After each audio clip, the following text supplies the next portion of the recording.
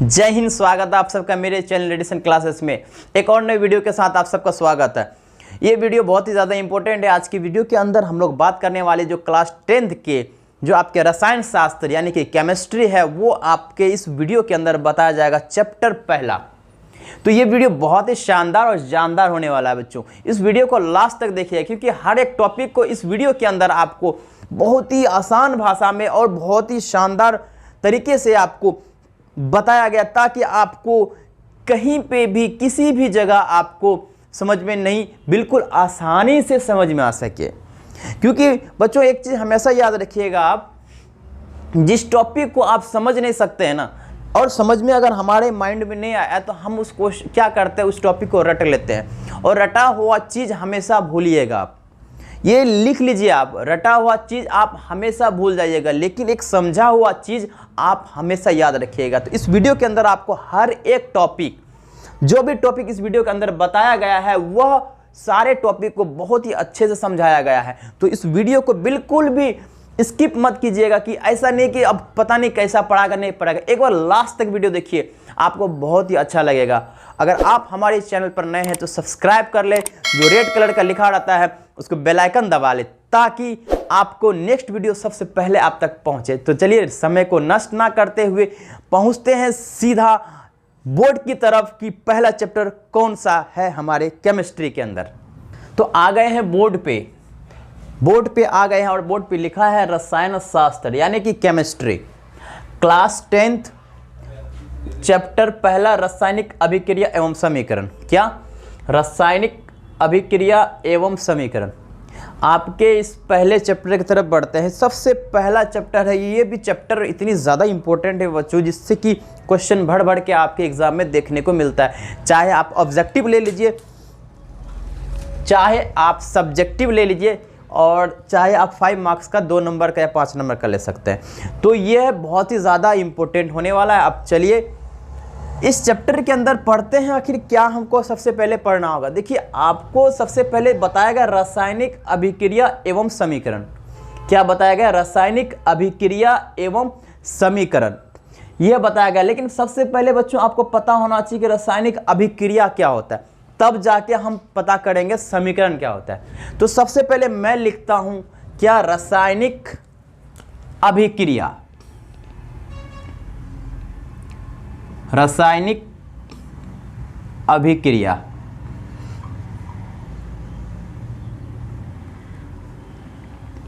तो रासायनिक अभिक्रिया क्या होते हैं, एक छोटा सा एग्जाम्पल से मैं आपको समझाता हूं। बच्चों देखिए, मैंने एक कंटेनर एक छोटा सा बनाया।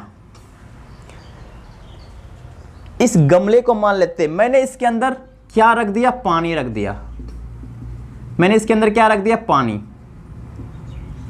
अब इस पानी के अंदर मैं चीनी मिलाऊंगा। क्या मिलाऊंगा? चीनी। तो मैं इसके अंदर क्या मिलाने लगा? चीनी मिलाने लगा। अब थोड़ी देर के बाद देखेंगे कि यह एक मीठा पानी बन गया। थोड़ी देर के बाद आप देखिएगा मीठा पानी, क्योंकि यह चीनी पानी के अंदर घुल जाता है तो मिल गया। अब बताइए, पहले कुछ और था। जब मैं अलग अलग किया, पानी अपनी जगह पानी में था, चीनी अपनी जगह चीनी था। जैसे ही हम उन दोनों को मिलाते हैं एक नया चीज बन के तैयार होता है, मीठा पानी तैयार हो गया। अब आप इसके अंदर नमक भी डाल दीजिएगा, थोड़ा सा हल्का नमकीन हो जाएगा पानी आपका। तो पहले मीठा पानी था, अब जैसे ही नमक डाले थोड़ा सा नमकीन हो गया। इसका मतलब आपने उसके अंदर 3 चीज को मिलाया, जो भी मिल गया, एक नया चीज बनते जा रहा है। अगर मैं उसके अंदर थोड़ी सी नींबू डाल दूं, नींबू का रस, तो 4 चीज हो गए, फिर एक और नया टेस्ट लेके आ गया। तो वही चीज मैं कहना चाह रहा हूं कि रासायनिक अभिक्रिया में आपने कितने चीज भाग लिया इसके अंदर? 4। सबसे पहले क्या लिया आपने भाग? सबसे पहले आपने लिया पानी। आपने पानी लिया, और पानी एक पदार्थ है। क्या है बच्चों? पदार्थ। फिर दूसरा चीज आपने क्या भाग लिया? दूसरा चीज आपने लिया चीनी, यह भी एक पदार्थ है। फिर आपने क्या लिया? नमक। तो इस तरीके से कई सारे पदार्थ आप भाग ले रहे हैं। लेकिन बच्चों मुझे ये बताओ कि सबसे कम कितने भाग लेंगे? सबसे कम 2 लेंगे, चीनी और पानी, क्योंकि अकेला कोई भी नया चीज नहीं बनाएगा जब तक 2 लोगों को नहीं मिलाएंगे। तो मैंने क्या बोला कि 2 पदार्थ कम से कम होना चाहिए। तो अब इसकी परिभाषा भी उसी से निकल कर आती है, 2 या 2 से अधिक पदार्थ, या तो 2 पदार्थ हो सकता है एक नए पदार्थ बनाने के लिए, और या 2 या 2 से अधिक। समझ में आया बच्चों? तो क्या बन सकता है? 2 या 2 से अधिक पदार्थ मिलकर एक नए पदार्थ का निर्माण करता है, उसे क्या कहते हैं? रासायनिक अभिक्रिया।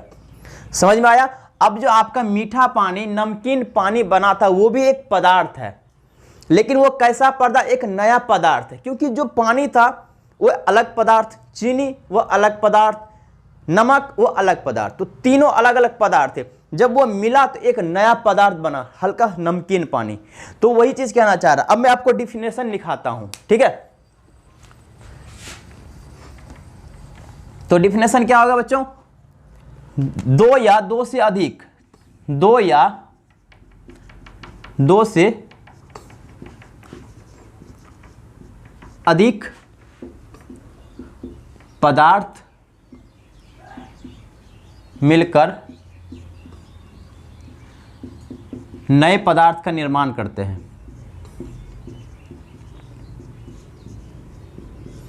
दो या 2 से अधिक पदार्थ मिलकर नए पदार्थ का निर्माण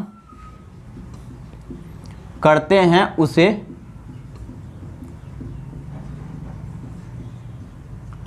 रासायनिक अभिक्रिया कहते हैं। इंग्लिश में केमिकल रिएक्शन कहते हैं, ठीक है?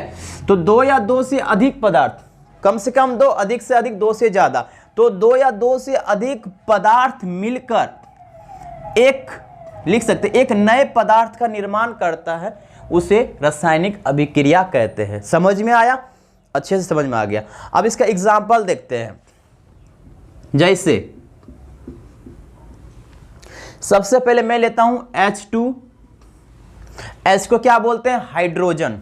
क्या बोलते हैं बच्चों? हाइड्रोजन।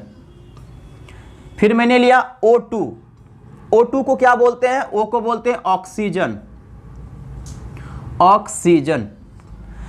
तो अब ये देखिए, हाइड्रोजन एक अलग पदार्थ, ऑक्सीजन एक अलग पदार्थ। जब 2 अलग अलग पदार्थ को मिलाएंगे एक नया पदार्थ बनेगा। एक नया पदार्थ क्या बनेगा बच्चों? H2O। यानी ये किसका सूत्र होता है? पानी, यानी आप बोल सकते हैं जल, इंग्लिश में वाटर बोलते हैं। यह पानी का सूत्र हो गया, जल का सूत्र हो गया। तो अलग अलग पदार्थ थे, एक नया पदार्थ बना, क्योंकि पानी भी एक पदार्थ ही है। तो पहले तो हाइड्रोजन क्या है? गैस है। ऑक्सीजन क्या है? गैस है। और ये पानी क्या है? द्रव है, लिक्विड है। यानी कि 2 अलग अलग पदार्थ मिलकर एक नए पदार्थ का निर्माण करता है, उसी को हम क्या कहते हैं? रासायनिक अभिक्रिया कहते हैं। लेकिन यहां अभी थोड़ा सा संतुलित करना बाकी है।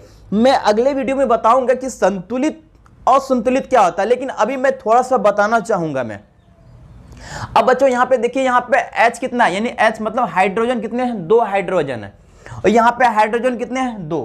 क्योंकि अगर आप बैलेंस करना होगा, संतुलित करना होगा, क्योंकि अगर आप कहीं दुकान पे जाते हैं तो अगर आप चीनी खरीदने गए तो 1 किलो का वजन, 1 केजी का वजन इधर रहता है लोहे का, और अगर चीनी इधर 1 केजी रखिएगा तब जाके वो इक्वल यानी बराबर होगा। तो अभिक्रिया भी उसी तरीके से होता है। ये बाएं तरफ और ये दाएं तरफ, बाएं तरफ में जितना होगा दाएं तरफ भी उतना ही होना चाहिए। ये सब पदार्थ, यानी हाइड्रोजन कितने हैं बच्चों? यहाँ पे 2, यहाँ पे कितने हैं? 2। ये तो हाइड्रोजन बिल्कुल बराबर है, ठीक है। ऑक्सीजन कितने हैं? यहाँ पे 2, और यहाँ ऑक्सीजन कितने हैं? 1। यहाँ गड़बड़ हो गया, यानी कि अब यहाँ पे क्या रखूं कि यहाँ पे 2 हो जाए? तो मुझे 2 रखना होगा। और आप एक चीज हमेशा याद रखिएगा बच्चों कि 2 यहाँ पे कभी नहीं लगाइएगा, 2 हमेशा लगेगा तो आगे लगेगा। तो चलिए, अब यह 2 इनसे भी गुना होगा और इनसे भी गुना होगा, यानी कि 2 O के साथ गुना होने के बाद कितने O बना दिया? 2 O। और यहाँ पे भी 2 O, यानी कि ये और ये मिल गया। लेकिन यह 2 H के साथ भी गुना होगा, तो H पहले से कितना था? 2। अब ये गुना होगा, 2 दूनी 4, यानी कि दाहिने तरफ H कितना हो गया? 4 हो गया। लेकिन बाएं तरफ H कितना है? सिर्फ 2, यानी कि 4 बनाने के लिए आगे कितना रखना होगा? तो 2 दूनी 4। मुझे उम्मीद है ये आपको समझ में आया होगा। अब हम लोग इसके एग्जाम्पल, यानी कि इसकी उदाहरण के बारे में बात कर लेते हैं कि कौन कौन सा रासायनिक अभिक्रिया का उदाहरण है। आप जल्दी से इसको नोट कर लीजिए, मैं साइड हो जाता हूँ, या स्क्रीनशॉट ले लीजिए जल्दी से। अगर आपको लगता है कि सर आप हमें नोट्स दीजिए, बिल्कुल देंगे आपको नोट्स। साइड में आपको दिख रहा है हमारे टेलीग्राम आईडी चैनल का नाम रेडिएशन क्लासेस। आप टेलीग्राम आईडी पे जाइए, रेडिएशन क्लासेस सर्च कीजिए, वहां पे ज्वाइन कीजिए, आपको पीडीएफ मिल जाएगा आज की क्लास का नोट। तो वो बेटर होगा आपके लिए अगर आप हमारे टेलीग्राम आईडी पे ज्वाइन होते हैं। तो अगर आपको लगता है कि सर यहीं पे नोट्स हो सकता है तो आप ये कर लीजिए। अगर आपको लगता है सर हमको नोट्स प्रॉपरली आज की क्लास का नोट्स चाहिए ताकि आज मैं वीडियो देखूं, अब मैं नोट्स आराम से बना सकूं, तो वहां पे जा सकते हैं। अगर आपको स्क्रीनशॉट लेना है तो जल्दी से ले लीजिए।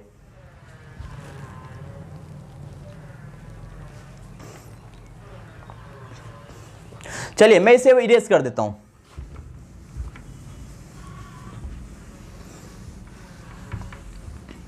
अब हम लोग बात करते हैं बच्चों इसके उदाहरण के बारे में।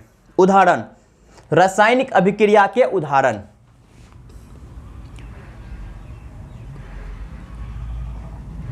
रासायनिक अभिक्रिया के उदाहरण।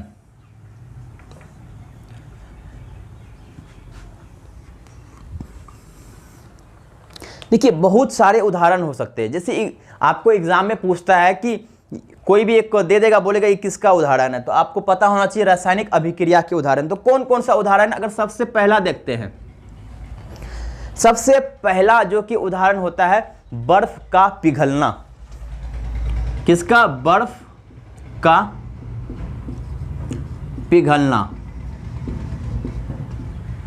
बर्फ का पिघलना यह किसका उदाहरण है बच्चों? रासायनिक अभिक्रिया का।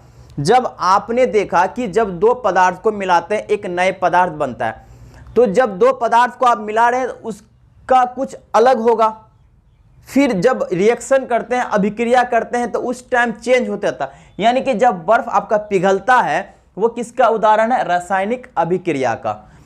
दूसरा अगर उदाहरण देखें बच्चों तो क्या है? दूध का फटना। दूध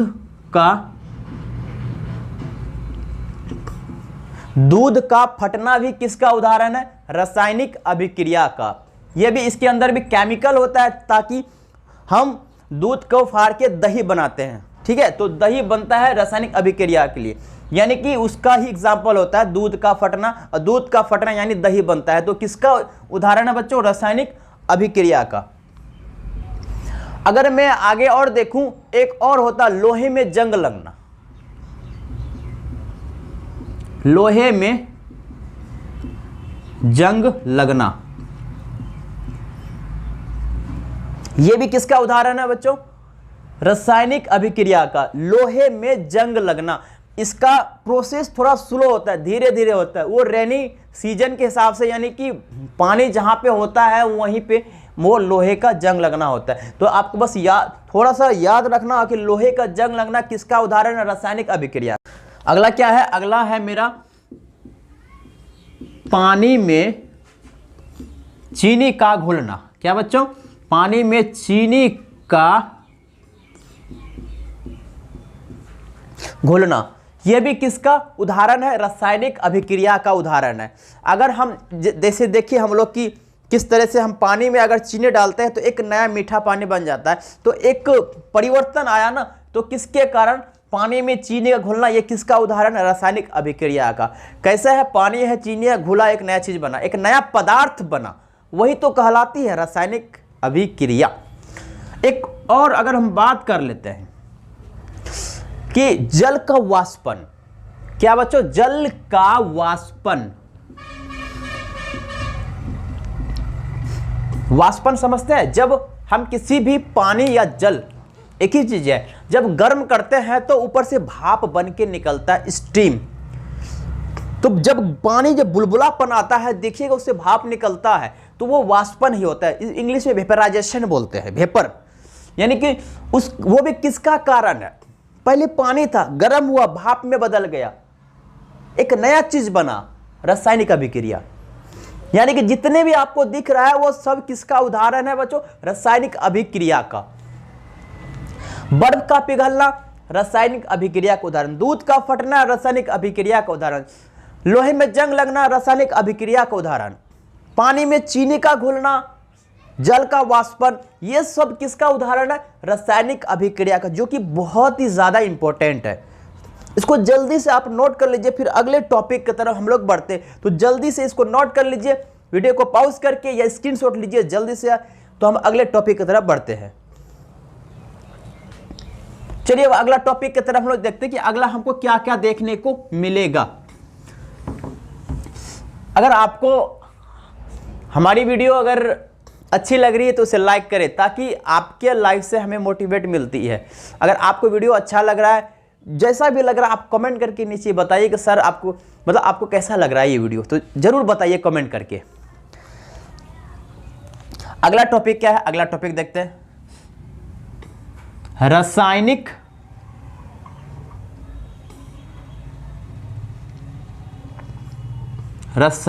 अभिक्रिया की विशेषताएं ऐसे बोल सकते हैं। विशेषताएं समझते हैं क्या होता है? अब ये देखिए मेरे पास क्या है, मार्कर। मैं मार्कर खरीद लिया, इसका काम क्या है? अगर मैं बोर्ड पे ना लिखूं तो इसका कोई काम ही नहीं। फिर तो ये बोलता है कि हम बहुत ज्यादा इंपॉर्टेंट हैं आपके लिए। हमने ही बोला बिल्कुल हैं आप हमारे लिए। कैसे हैं? ये बोलता है अगर आप हम नहीं रहेंगे आप लिख ही नहीं पाइएगा। बात सही है, तो इसकी वजह से हम ये लिख पा रहे हैं। तो इसका विशेषता हुई, इसकी खासियत क्या है कि हमें मदद कर रहा है। समझ में आया? तो ठीक इसी तरह रासायनिक अभिक्रिया की क्या विशेषता है, क्या खासियत है इसकी क्या खासियत है? आखिर ये क्यों बनाया गया है? रासायनिक अभिक्रिया क्या इसका काम है, किसमें बदलाव ला रहा है, तो ये देखते हैं। सबसे पहला, अवस्था में परिवर्तन। अवस्था में परिवर्तन,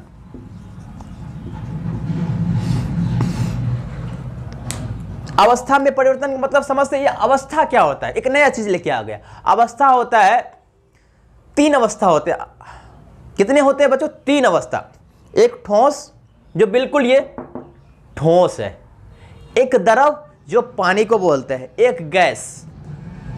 3 अवस्था होते हैं। तो अवस्था यानी 3, ठोस, द्रव और gas, solid, liquid and gas. तो उसमें भी परिवर्तन किसकी वजह से हो रहा है? रासायनिक अभिक्रिया के कारण। अभी थोड़ी देर पहले मैंने आपको एक एग्जांपल दिया था पानी का। किससे मिलकर बनता है बच्चों? हाइड्रोजन प्लस ऑक्सीजन, तब जाके पानी बनता है। देखिए हाइड्रोजन एक गैस है, ऑक्सीजन एक गैस है। जब गैस और गैस मिलता है तो पानी बनता है, और पानी क्या होता है? द्रव होता है। तो बताइए अवस्था में चेंज आया कि नहीं? अवस्था में परिवर्तन आया। पहले गैस था, जब एक नया पदार्थ बना तो वो किस में बना? द्रव, पानी में बना। तो वहां पे परिवर्तन हो गया। वो परिवर्तन किसके कारण हुआ? रासायनिक अभिक्रिया के कारण। तो वो उसकी विशेषता बताती है। समझ में आया? नंबर दूसरा देखेंगे, रंग में परिवर्तन।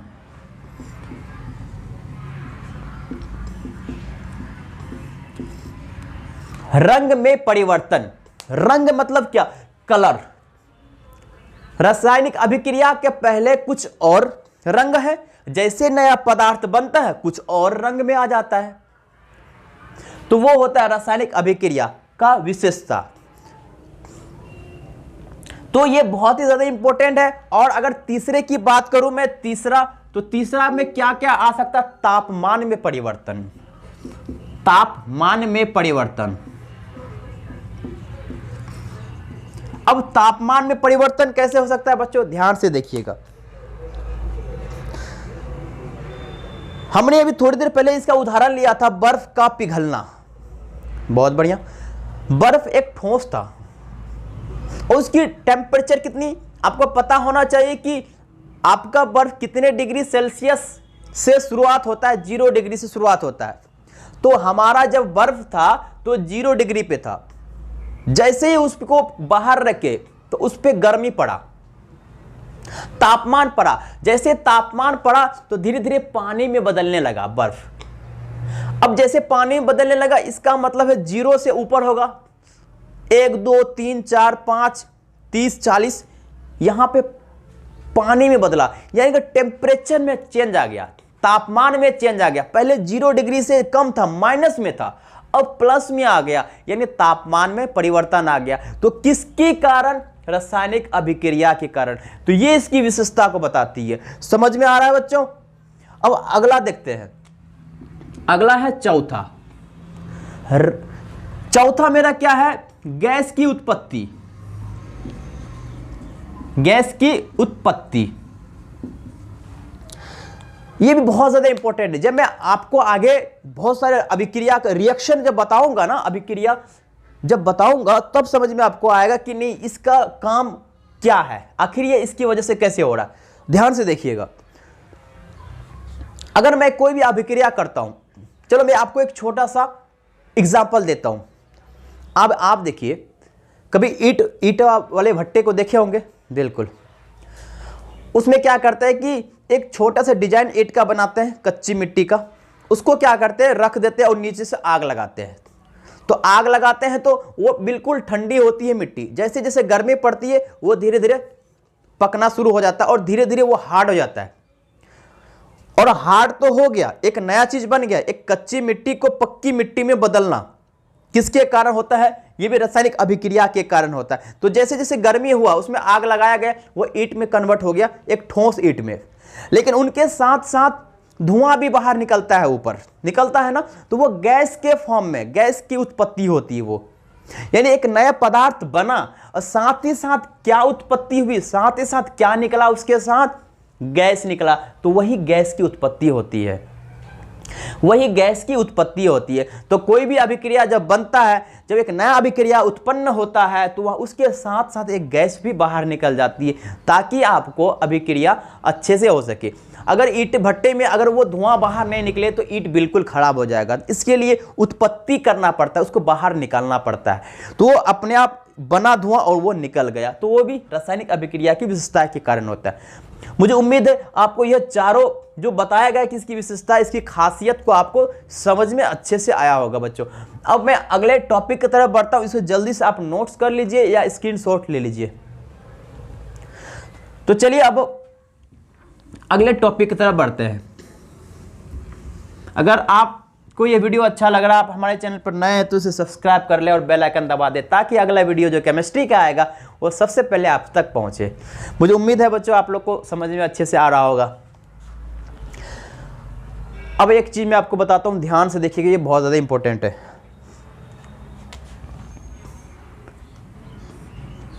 मैंने लिया सी, क्या बोलते हैं इसे, कार्बन। मैंने लिया O2, O को क्या बोलते हैं, ऑक्सीजन। C क्या है, कार्बन। O क्या है, ऑक्सीजन। अगर मैं इसे अभिक्रिया करता हूं, एक नया पदार्थ बनाता हूं, कार्बन डाइऑक्साइड, इसे क्या बोलते हैं, कार्बन डाइऑक्साइड।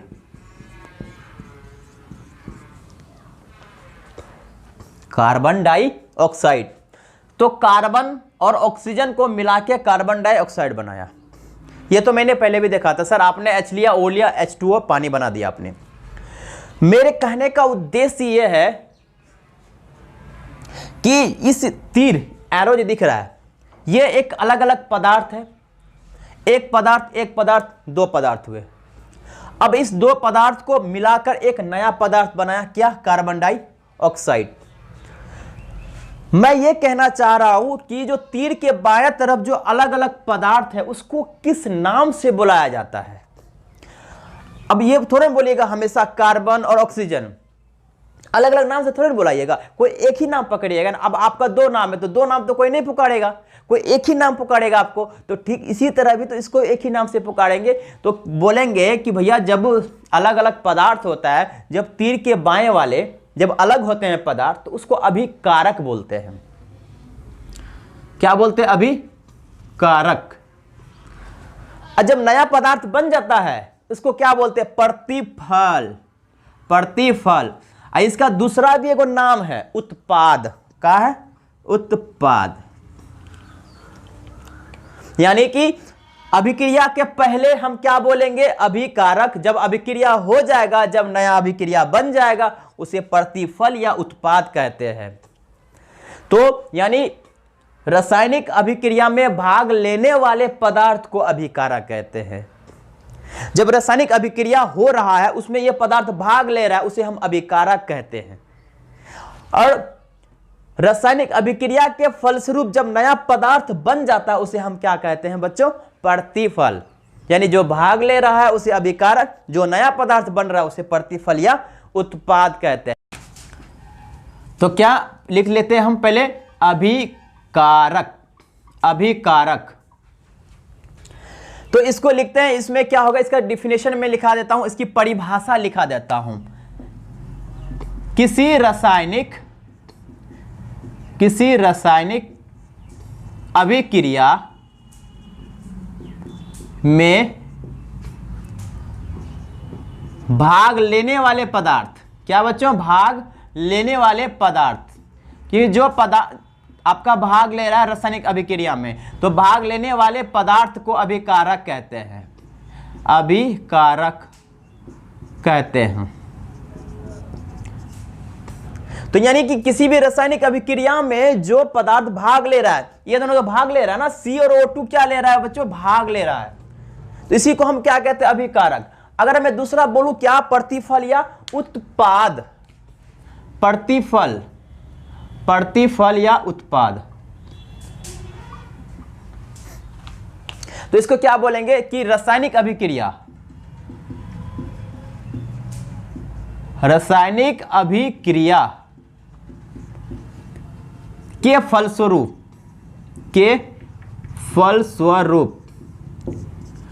बने नए पदार्थ को क्या कहते हैं बच्चों?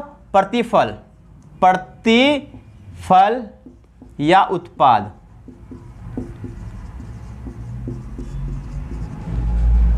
यानी कि जब अभिक्रिया के फलस्वरूप एक नया पदार्थ बनता है, एक नया पदार्थ बनता है, उसी को हम क्या कहते हैं? प्रतिफल। तो यानी तीर के बाएं तरफ जो अभिक्रिया में भाग ले रहा है उसे अभिकारक कहते हैं, और जो अभी इस अभिक्रिया के दौरान एक नया पदार्थ बन रहा है उसे प्रतिफल या उत्पाद कहते हैं। तो बाएं वाले को अभिकारक और दाएं वाले को प्रतिफल या उत्पाद कहते हैं।